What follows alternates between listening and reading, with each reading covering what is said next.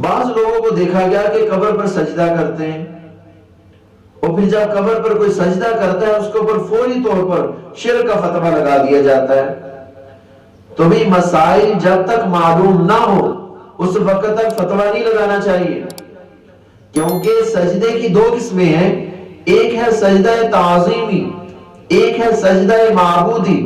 سجدہ تعظیمی اس سجدے کو کہتے ہیں کہ کسی شخص کو قابل تعظیم سمجھ کر سجدہ کیا جائے، سجدہ معبودی اس سجدے کو کہتے ہیں کہ کسی کو معبود برحق سمجھ کر سجدہ کیا جائے، عبادت کے لائق سمجھ کر سجدہ کیا جائے۔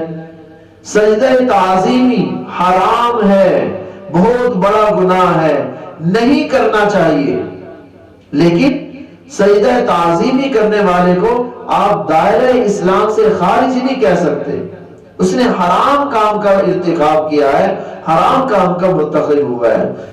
جو سجدہ معبودی کرنے والا شخص ہے اس نے شرک کیا ہے، وہ دائرہ اسلام سے خارج ہوا ہے۔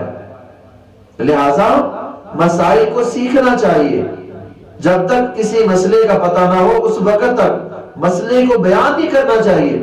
بڑے بڑے علماء کرام جب ان سے مسائل پوچھے گے، آپ تاریخ پڑھیں، پتہ چلے گا کہ ان علماء کرام نے فرما دیا کہ میں اس مسئلے کو نہیں جانتا، لا ادری۔ انہوں نے شرم محسوس نہیں کی، کیوں؟